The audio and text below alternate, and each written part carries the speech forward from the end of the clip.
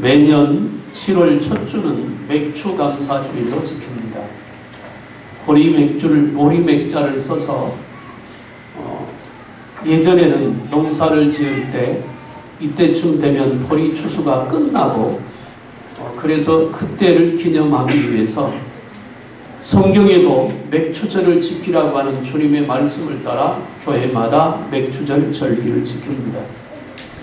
그러나 오늘날 우리에게는 맥추절이라고 하는 의미가 농사를 지어서 추수하여 감사하는 의미보다는 반년을 보낸 하나님의 은혜 가운데 반년을 보낸 은혜에 대한 감사와 남아있는 반년을 지켜주실 줄로 믿고 드리는 감사의 절기, 감사의 예배라고 할 수 있습니다.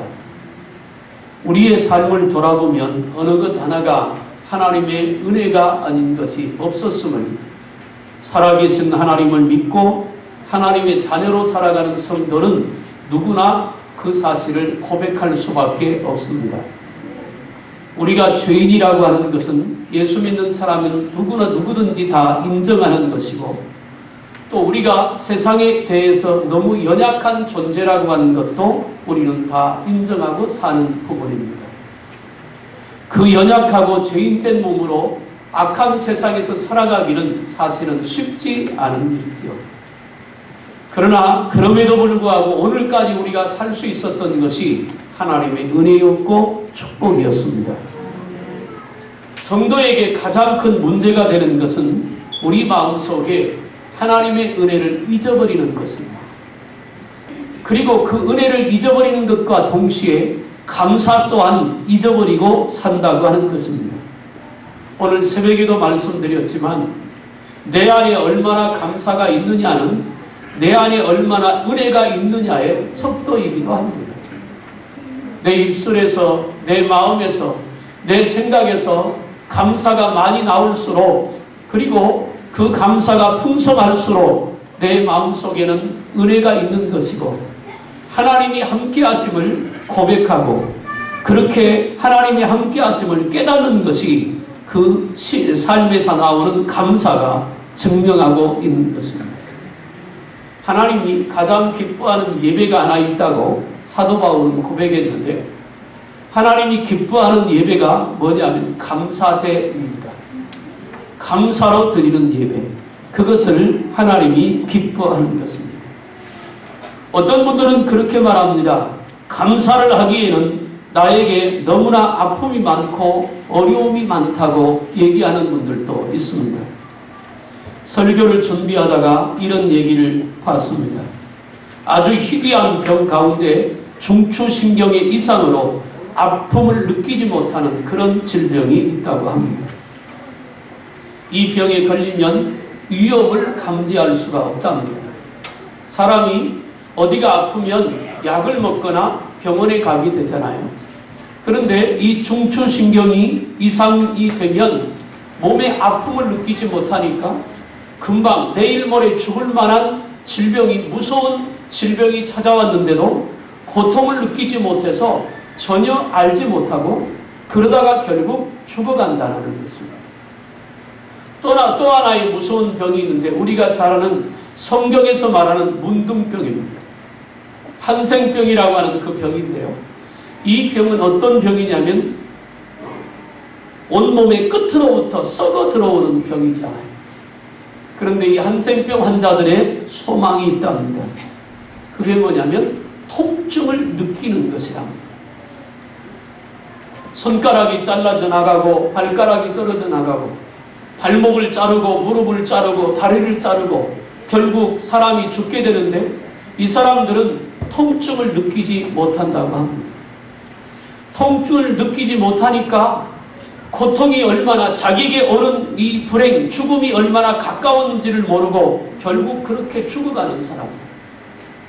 그 얘기를 뒤집어 놓고 보면 아프다고 하는 것은 살아있다는 증거이기도 합니다. 고통이 있다고 하는 것은 그래도 살만한 세상, 버텨볼 만한 세상, 이겨볼 만한 세상이라고 하는 의미를 담고 있기도 합니다. 사랑하는 여러분, 원망도 있고 불평도 있을 것입니다. 그러나 저는 오늘 말씀을 통해서 성도는 하나님의 은혜로 사는 사람들이니까 이 은혜로 사는 저와 여러분들 속에 감사가 회복되고 그 감사로 인하여 더 큰 하나님의 감사와 은혜가 풍성하기를 주님의 이름으로 축복합니다. 어떤 외과 의사가 이런 글을 썼습니다. 왜 감사하지 않을까? 당연한 사실들을. 제목이 그렇습니다. 당연한데 당연하게 감사하지 않고 있다는 것입니다.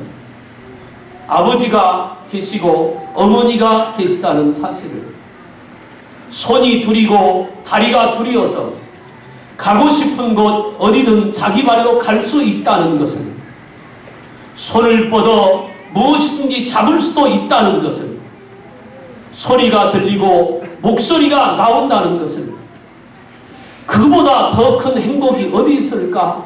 그러나 아무도 당연한 사실들을 감사치는 않는다. 당연한 걸 하며 웃어 넘겨버린다. 하루 세 끼를 먹는다는 것, 밤이 되면 편히 잠들고 아침이 오면 상쾌한 바람을 실컷 들이마신다.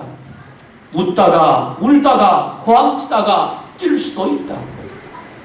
그렇게 할 수 있는 모든 것이 당연한 일인데 그렇게 멋진 것을 아무도 감사할 줄 모른다. 감사할 줄 아는 사람은 오직 그것을 잃어버린 사람뿐이다. 그렇습니다. 지금은 고인이 된 탤런트 김자욱 권사님이 살아있을 때 온 국민이 알만한 노래를 하나 부른 적이 있습니다. 있을 때 잘했다고 하는 얘기죠. 그 얘기를 듣고 사람들은 많이 웃기도 하고 농담 삼아 말을 건네기도 했습니다. 우리는 상당히 미련한 것 같습니다. 저를 포함해서 모두가 마찬가지입니다. 있을 때는 감사할 줄 모릅니다. 있을 때는 소중한 줄 모릅니다. 있을 때는 기뻐할 줄 모릅니다. 그리고 그것들이 지나가 버리면, 내가 붙들고 있던 것들이 어느 순간에 사라져 버리면, 내가 가지고 있던 것들이 어느 순간에 안개가 없어지듯이 사라져 버리면 그때서야 아이고 그때가 참 좋았는데, 그때 그것이 참 좋았는데 후회를 해버리는 때가 너무나 많이 있습니다. 사랑하는 여러분, 사람은 죄인이니까 죄된 습관이 나도 모르게 우리 마음속에 자리 잡을 때가 있습니다. 그게 뭐냐면 원망과 불평입니다.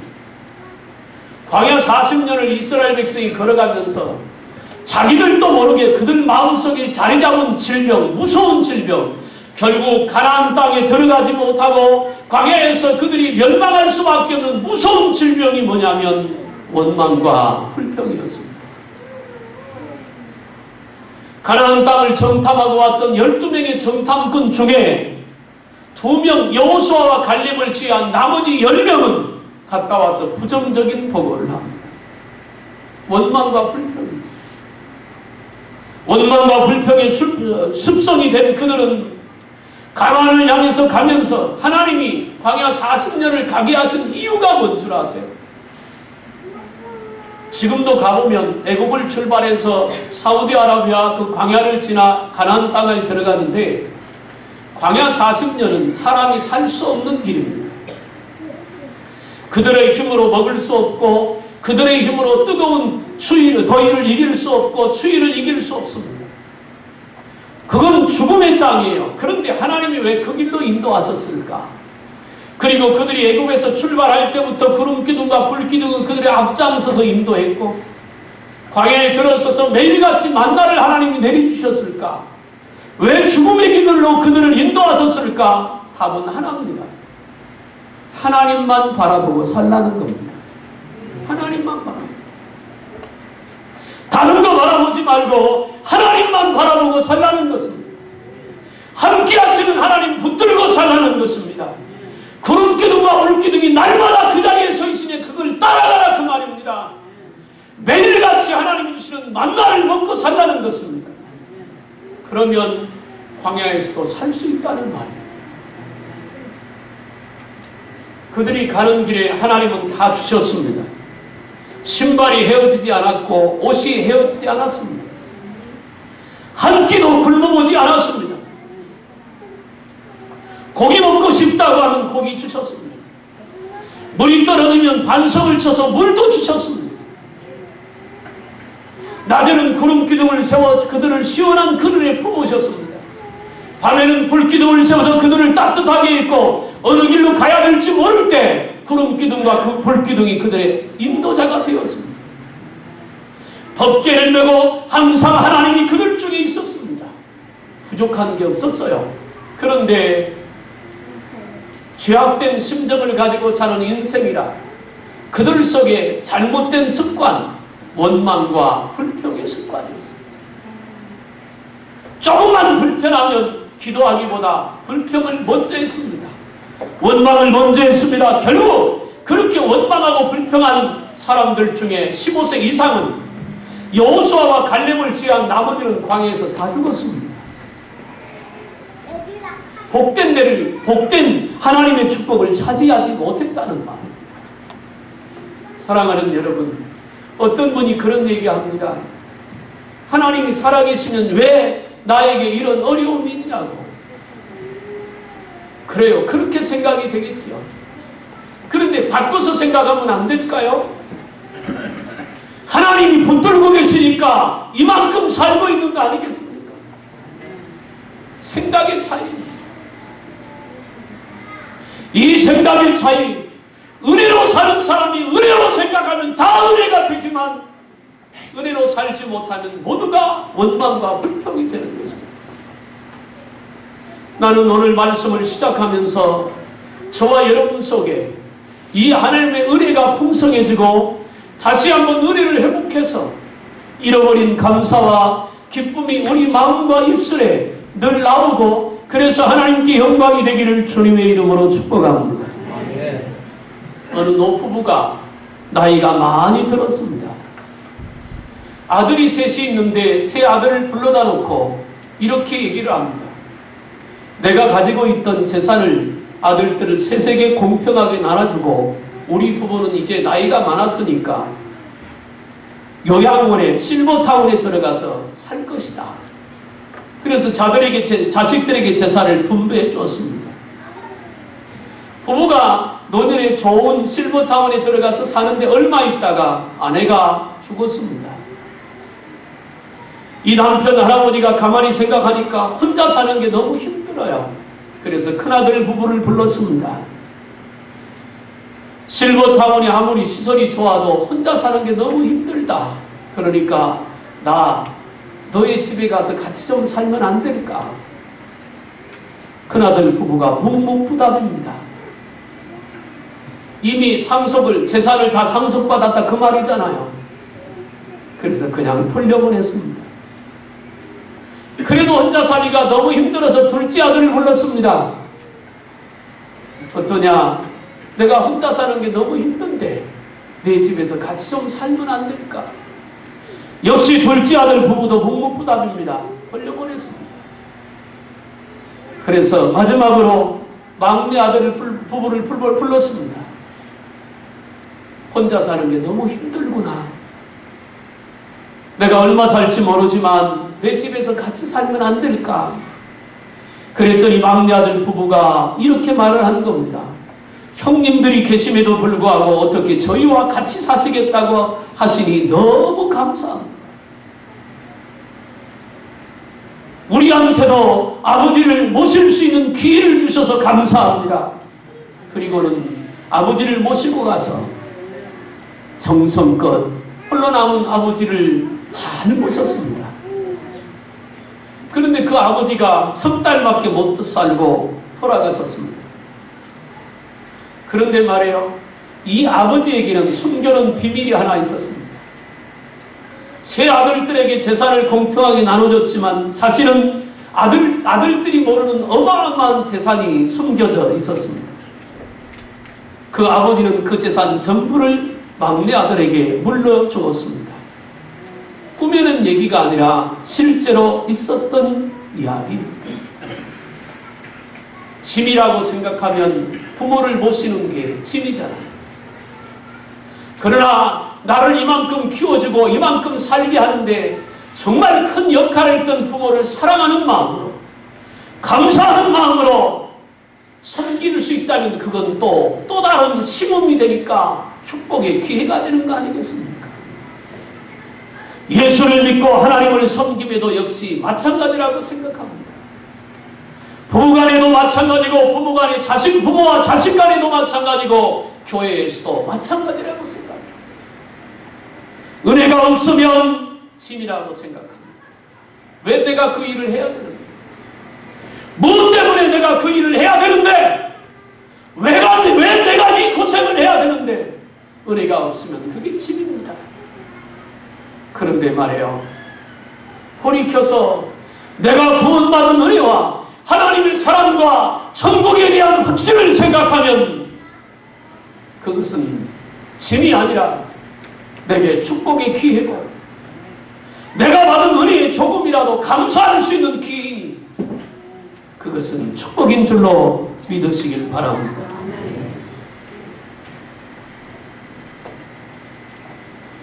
데이비드 프랭클린이라고 하는 사람이 이런 말을 했습니다. 신은 가끔 빵 대신 벽돌을 주시는데 어떤 사람은 원망하면서 그 벽돌을 차다가 발가락 하나가 더 부러지기도 하고, 어떤 사람은 그 벽돌을 주춧돌로 삼아 기막힌 집을 짓기도 한다. 하나님은 가끔 우리에게 고난도 주십니다. 그런데 은혜로 사는 사람은 그 고난을 주춧돌로 삶아 거룩한 아름다운 집을 짓기도 하지만, 은혜가 없는 사람은 벽돌 불평한 발로 차다가 발가락이 부러지기도 한다는 말입니다. 어떤 마음을 갖고 세상을 살아가느냐에 따라서 세상이 달라진다는 말이죠. 사랑하는 여러분, 저는 오늘 우리가 이미 받은 은혜에 따라 하나님께 감사의 삶을 살아가기를 주님의 이름으로 축복합니다. 먼저 오늘 본문의 말씀의 중심으로 첫 번째는 따라합시다. 에베네셀 하나님. 아마 한 3년쯤 됐을 것 같은데 제가 사무엘상 7장 말씀을 가지고 설교했던 제목이 기억납니다. 에베네셀은 현재 진행형이다. 에베네셀이라고 하는 말은 하나님이 여기까지 도우셨다는 말. 사무엘이 블레셋과 전쟁을 통해서 그들이 이길 만한 힘이 없었습니다. 그러나 적들이 공격해 올 때 이스라엘 백성은 번제단을 쌓았고, 그 번제단을 쌓아 하나님께 예배할 순간 하나님께서 천둥과 내성으로 블레셋을 치고 이기게 하셨어요. 그때 사무엘과 이스라엘 백성이 제단을 쌓고 기념탑을 세워놓고 고백합니다. 에베네셀, 도움의 돌, 하나님이 여기까지 도우셨다. 여러분, 우리의 지난 삶을 돌아보면 하나님이 우리를 지켜주지 않은 것이 하나도 없습니다. 다 지켜주셨습니다. 이 하나님의 인도하심과 지켜주심 속에서 우리는 여기까지 온 것입니다. 하나님이 우리를 돕지 않으셨으면 우리 인생은 벌써 끝났을 것입니다. 하나님께서 우리 가정을 붙잡지 않았으면 우리 가정은 벌써 깨졌을 것입니다. 하나님이 우리 사업을 지키지 않았으면 우리 사업은 벌써 끝났을지도 모릅니다. 그런데 오늘 본문에 보니까 긍휼에 풍성하신 하나님이 우리에게 은혜를 주셨다 했습니다. 그는 허물과 죄로 죽었던 우리를 살리신 분이 예수 그리스도라고 말씀하고 있는 것입니다. 지난 날을 돌아볼 때 모두가 하나님의 은혜였고 하나님의 사랑이었던 것을 우리는 잊어서는 안 됩니다. 운전을 이렇게 해보면 운전 안에서도 그런 생각합니다. 참 믿음이 좋다. 차를 운전하고 가다가 남을 들이받을 줄로 어떻게 압니까? 나는 운전 잘하고 가도 상대가 와서 나를 들이받을 줄로 어떻게 압니까? 어떤 분들은 큰 트럭 옆을 지나가면 겁이 난다고 말합니다. 그럴 수도 있습니다. 고속도로 올라왔으면 시속 150km 이상 달리기도 합니다. 그러다가 까딱 실수하면 그냥 가는 건데, 그런데 운전하는 사람들이 그런 고민하는 사람 없잖아요. 왜 그런 줄 아세요? 믿음이 좋아서. 믿음이 좋은 거잖아요. 저는 아파트에 안 사니까 아파트 사는 사람들 보면 정말 믿음이 좋습니다. 옛날에 초가집에 살 때는 집이 무너져봤자 배 위로 무너지는 게 초가지붕밖에 없지만 아파트로 예를 들어 10층 살면 15층 아파트 1호 아파트가 5층이나 있잖아요. 무너지면 어떡할 겁니까? 지난밤에 아파트 무너질까봐 잠 못 자신 분 하나도 없잖아요. 아무도 저녁에 잠자리에 들면서 이 아파트가 무너질 거야. 만약에 무너지면 어떻게 뛰어내리지?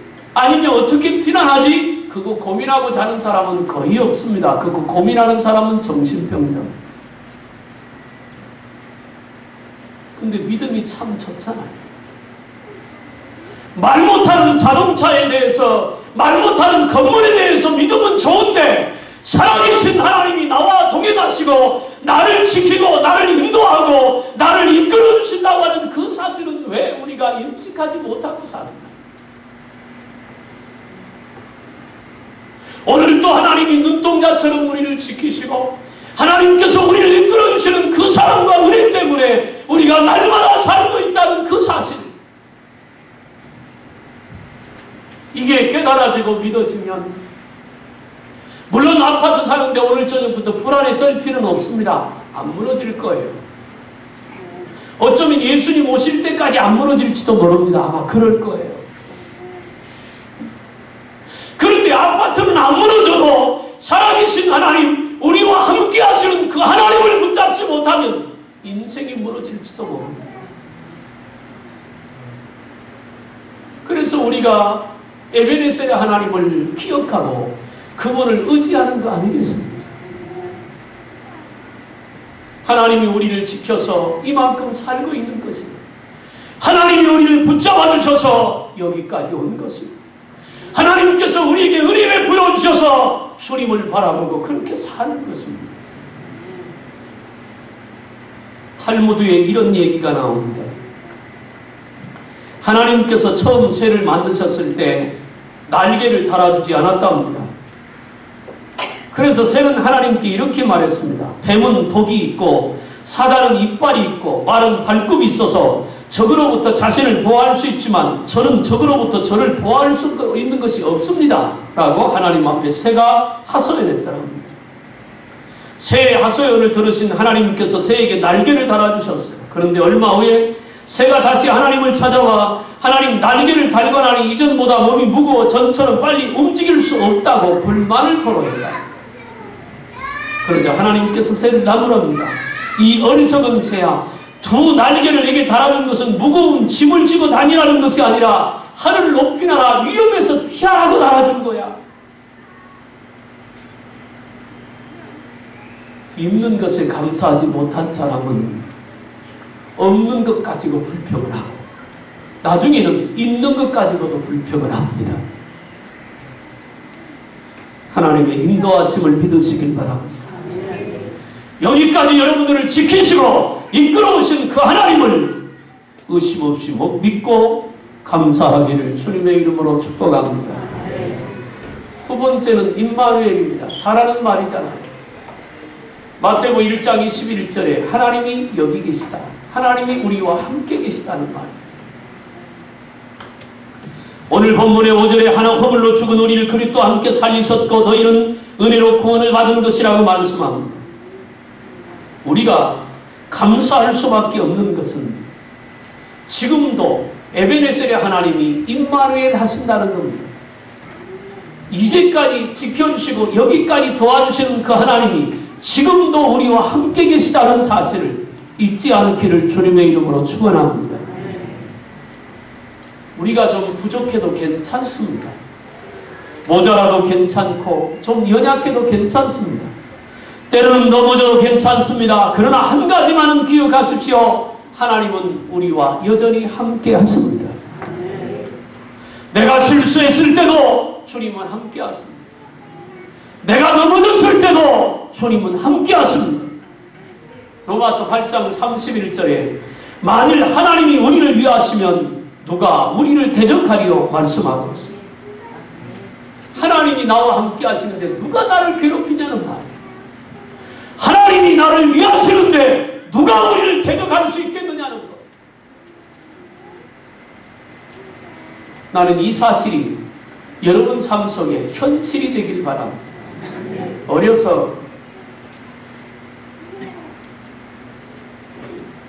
시골에서 자랄 때 가을 되면 이렇게 좀 널찍한 강이나 개천에 동네 사람들이 다리를 놓습니다. 요즘처럼 이렇게 콘크리트가 나오기 전 옛날 얘기입니다. 산에 가서 나무를 잘라다가 양쪽에 이렇게 받쳐서 한 50cm 정도 폭되는 다리를 쭉 놓습니다. 그리고 여름 같으면 그냥 바지 걷고 물 건너가면 되는데 겨울이면 추우니까 또 여름에는 장마라 비가 많이 오면 다 떠내려가니까 그걸 놓지 않고 찬바람 나면 놓습니다. 겨울에는 비가 안 오니까. 그런데 그 좁은 50cm 되는 다리 길이가 때로는 100m, 200m 되는데 거기를 어린 마음에 가려면 무서워요. 빠질까 걱정스럽기도 하고 저 좁은 다리 어떻게 갈까? 혼자 가려면 불안하고 무섭습니다. 그런데 아버지가 등에 업거나 목마를 태우고 가면요, 아버지 목마를 타면 다리보다 훨씬 더 높은데도 두렵지 않아요. 장난치며 웃으면서 갑니다. 왜? 아버지와 함께 하니까. 인생이 외나무 다리를 가는 것과 같다면 내 힘으로 갈 때는 불안하고 두렵고 언제 넘어질지 언제 쓰러질지 모를 것입니다. 그런데 아버지가 나를 업고 가시면, 그 아버지가 나를 목마 태우고 가시면, 그 아버지와 함께하면 두려울 것도 무서울 것도 없잖아요. 놀이터에 놀다가 이제 한 8살 먹은 아이가 저쪽에서 인상이 항상 굳은 아저씨가 오면 무서워가지고 막 뛰어서 어디 가느냐면 엄마 품으로 달려갑니다. 엄마 품에 안기자마자 두려움은 싹 사라집니다. 그럼 객관적으로 놓고 봤을 때 그 엄마하고 아저씨하고 싸우면 누가 이기는데? 어른이 대답합니다. 아저씨가 이긴다. 품에 안긴 아이에게 물어봅니다. 누가 이길 것 같으냐? 엄마가 이깁니다. 그게 믿음입니다. 그게 믿음이에요. 아이가 엄마 품에 안길 때는 이거저거 생각하지 않잖아요. 엄마니까. 엄마는 다 해줄 것 같으니까. 엄마는 지켜줄 것 같으니까. 아이가 계산을 했더라면 엄마 품으로 안 가고 아저씨한테 달려갔을 겁니다. 왜? 가서 빌거나 한번 이쁜 짓 하고 그 아저씨의 힘을 빌리려고. 그런데 그러지 않습니다. 이 땅에서 예수 믿을 때 우리가 계산이 너무 많습니다. 단순하게 주님의 품에 안기면 주님의 손에 붙들리면 되는데 너무 많이 계산하고 너무 많이 따지니까 이리 가지도 못하고 저리 가지도 못하고 믿는지 안 믿는지 아무것도 구별할 수가 없는 삶을 살잖아요. 사랑하는 여러분, 하나님이 우리와 함께 하십니다. 임마누엘, 하나님이 함께 하십니다. 그러기에 우리는 고난이 와도 주님과 함께하고, 슬픔이 와도 주님과 함께하고, 아픔이 와도 주님과 함께하니까 감사할 수 있는 거예요. 우리 옆에 분들하고 한번 손잡고 인사합시다. 함께할 수 있어서 감사합니다. 집사님, 주님이 함께하십니다. 아멘. 뭐든지 습관입니다. 습관이 안 되면 안 돼요. 감사도 습관이거든요. 마지막으로 얘기하는 것은 에베네셀, 여기까지 함께 하신 하나님이 임마누엘로 역사하셨어요. 하나님이 여기 계시는 거예요. 그러면 하나님이 여기 계시는 것으로 끝나는 게 아니라 미래는 여호와 이레입니다. 따라합시다. 여호와 이레. 하나님이 준비하시는 거예요. 사랑하는 여러분, 믿음으로 가는 우리 성도 앞에는 하나님이 복된 것을 이미 준비해 놓고 기다리고 계시는 것을 믿으시길 바랍니다. 창세기 22장 14절에 아브라함이 그 땅 이름을 여호와 이레 하였으므로 오늘까지 사람들이 이를 여호와의 산에서 준비되리라. 하나님은 준비시키는 하나님. 오늘 고난이 있는 것은 내일의 기쁨을 준비하기 위해서입니다. 오늘 아픔이 있는 것은 내일의 행복을 위한 것이지요. 세상에 어떤 것이 말입니다. 과정이 없이 만들어지는 것이 어디 있어요? 우리 둘째가 딸을 낳습니다. 저는 딸이 해산하는 날 못 가겠더라고요. 볼 수가 없을 거예요. 근데 엄마는 가서 옆에서 아기 낳는 걸 그대로 다 봤습니다. 딸이 울면서는 나 수술해달라고. 엄마가 막 야단을 쳤다는 거예요. 낳게 해달라고. 낳고 나서 갔습니다. 낳고 나서. 그래도 얼마나 측은한지. 내가 물어봤습니다. 둘째 날래 생각해 봐야 되겠다니. 너무 아프다고. 근데요, 벌써 둘째가 배가 부릅니다.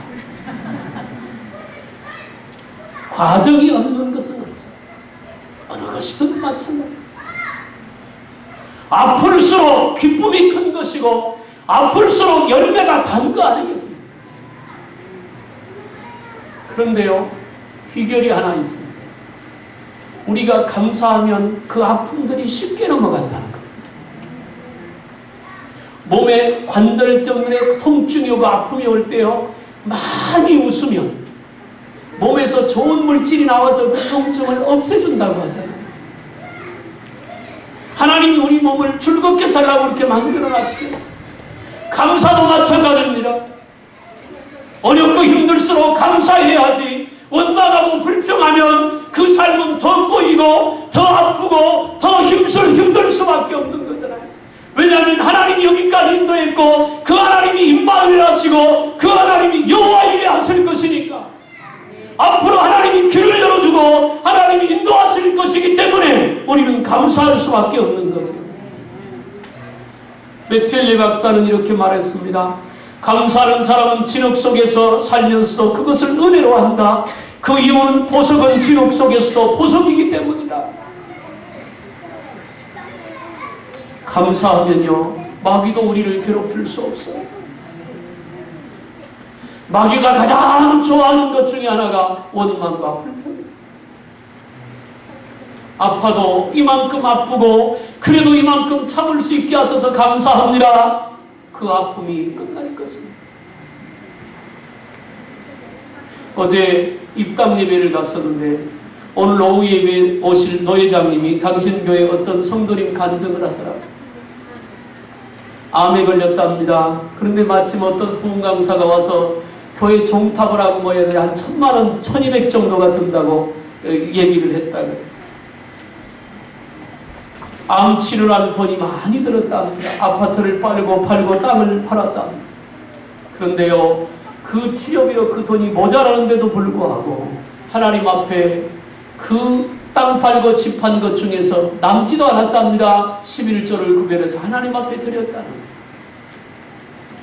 그러면 도대장님이 설교하면서 그렇게 얘기하더라고요. 그러면 그 집사님 병이 나았을까요? 죽었답니다. 무슨 얘기예요? 죽을 병에 걸려 있으면서도 하나님의 은혜가 감사한 자. 그게 참다운 믿음이고 그게 참다운 신앙이라고 하는 것입니다.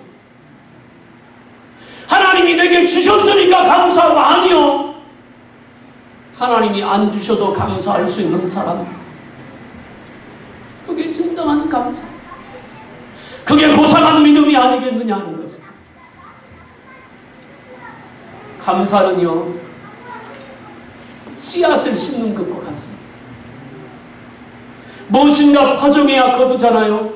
감사의 씨앗을 심으면 기쁨을 거두고 더 많은 감사를 거두고 축복을 거두게 되는 것입니다.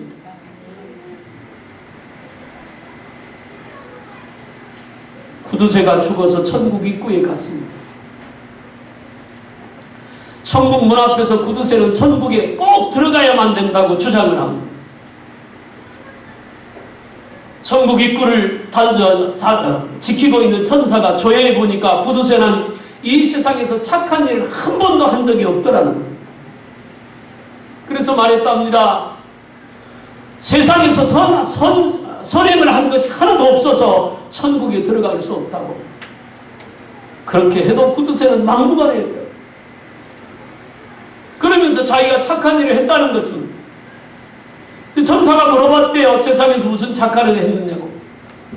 그랬더니 이 구두쇠가 하는 말이 내가 죽기 전에 거지한테 500원 적선했다.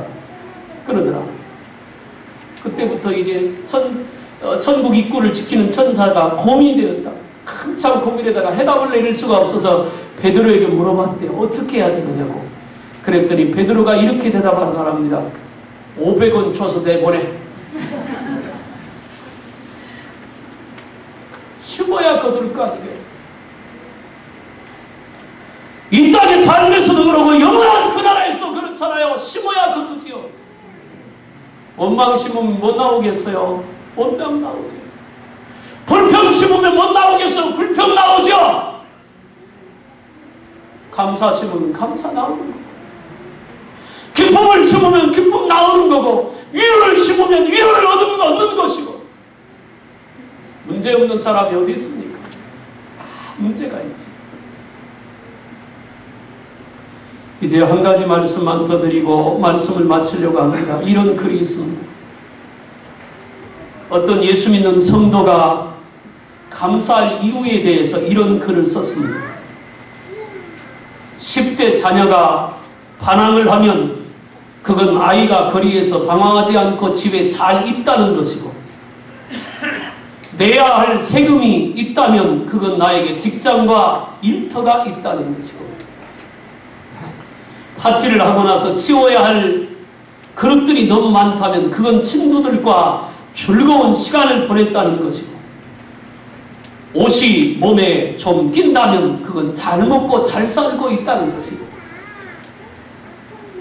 깎아야 할 잔디, 닦아야 할 유리창, 고쳐야 될 하수구가 있다면 그건 나에게 집이 있다는 것이고, 정부에 대한 불평, 불만의 소리가 많이 들리면 그건 언론의 자유가 있다는 것이고, 주차장 맨 끝 먼 곳에 겨우 자리가 하나 있다면 그건 내가 걸을 수 있는 데다 차도 있다는 것이고, 난방비가 너무 많이 나왔다면 그건 내가 따뜻하게 살고 있다는 것이고, 교회 성가대 뒷자리 아줌마의 엉터리 성가가 영 거슬린다면 그건 내가 들을 수 있다는 것이고, 세탁하고 다름질해야 하는 일이 산더미라면 그건 나에게 입을 옷이 있다는 것이고, 온몸이 뻐근하고 필요하다면 그건 내가 열심히 일했다는 증거이고, 이른 새벽 시끄러운 잠영종 소리에 깼다면 그건 내가 살아있다는 것이고,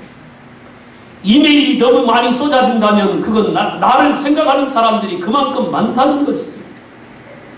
마음속에 나도 모르게 일궈진 불평, 불만들 바꿔 생각하면 그 또한 감사한 일이 아니겠습니까?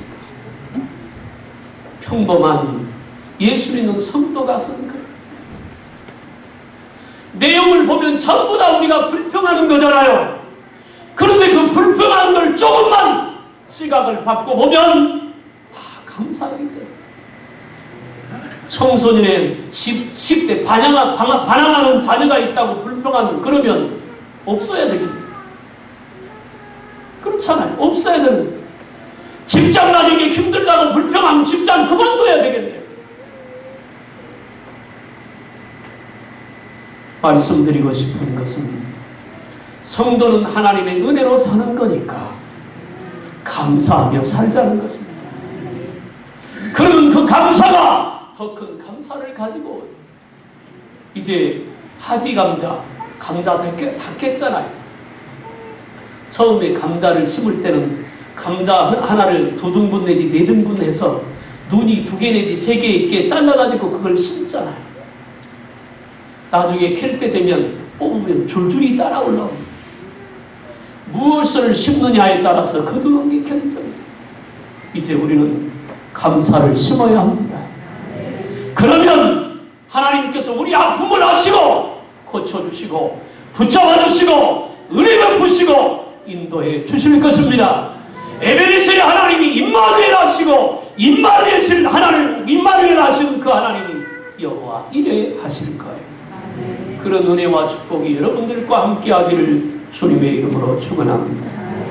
기도하겠습니다. 살아계신 하나님, 하나님의 말씀을 듣습니다.